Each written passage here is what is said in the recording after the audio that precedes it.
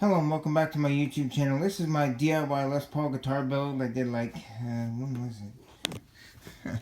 I'm getting old, okay, darn it. That was 2014 when I started it. It was for Merle Teal, a buddy of mine that always told me to branch out and not just play the thousands of drums I have, seems like. I'm just gonna, this video basically, it's already built and everything. I'm gonna go through what I did. I don't know about the kits now, but these kits back then, pretty crappy. Well, for 140 bucks to the door, shipping and everything, what do you expect? I'm not expecting to come out with a 1959 Les Paul Sunburst, you know. Okay. Now I've seen kits now where you can get it where the top is not a cheap 1mm veneer. It's actually like a good half-inch thick piece of maple. When I did mine, I did the ink like a yellow and orange, and I watered it down. And I didn't want it to be a sunburst at all. I wanted it to have like different gradations of oranges and yellows throughout the whole thing. So, because I wanted something different than a sunburst. So that's what I did. I didn't sand it that much after because, I mean, it does raise the grain with the water, but I didn't want to go through the 1mm veneer. So, the frets on here are freaking horrible. Like, the nut was so high that I took it to a luthier, and they shaved the nut down, and I had to have the fret jobs done. It was like 20 bucks. I think like 35 total for all to work on the frets, because the frets were horrible. And the fitting in here, they're either like really tight and you want it to be super tight, or mine would fit but just easily.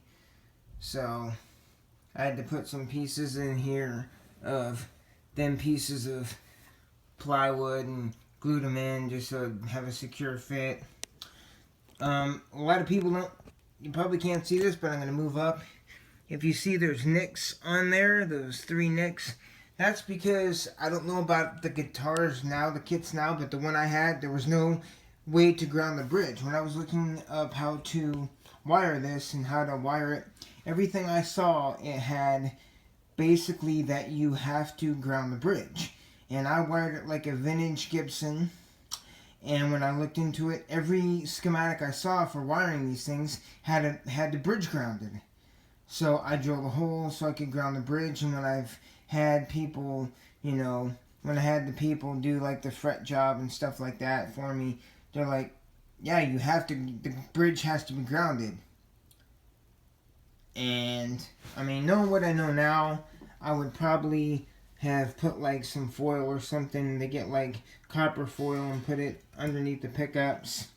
I don't really have an amp right now because I have a Fender Squier Strat, and the speaker was blown. I had a friend look at it, the speaker blew. I put a new speaker in it, and it worked for like 2 weeks. Now it doesn't work, so I think one of the knobs isn't working. So, and strapped for cash right now. I'm just gonna see if I can try blowing air into the knobs again and see if that works. But I got a little decal up there, being Christian. I did that. I thought it was something cool.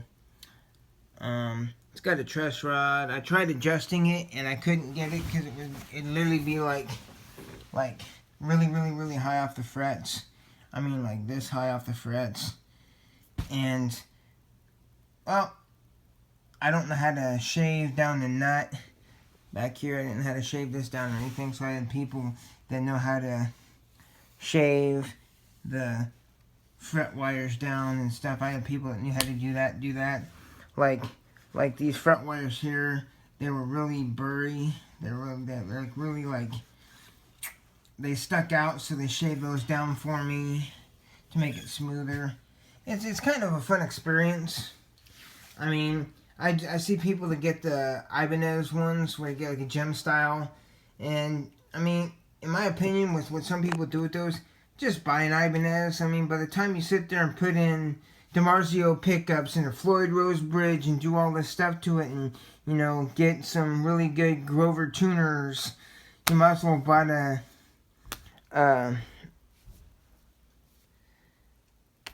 Ibanez or PRS, because I've seen kits where people that by the time they're done, they spend $600. You know, you could have gotten a really good Epiphone for that price. I mean, it's kind of neat to say, hey, I did the sanding and all this stuff, and I stained it, and I'm a Government Mule fan. I'm a huge Deadhead, so, you know. But that's pretty much it. The kits are probably better now, but my experience, this kit, there was a lot that needed to be worked, but for 100 and some bucks, 140 shipped to the door, I don't know what they go for now, I would say it wasn't a bad deal. It's a lot of fun. And it is an experiment for me because I'm just screwing around with the truss rod and let's go this way like 2 turns and see what happens, and just mess around with these different things and seeing how I can adjust it and seeing what, you know, just to learn because I've never built one, so that was kind of the learning experience too. Bye. Hope you like it. If you have any questions or if you've built one and you want to comment, feel free.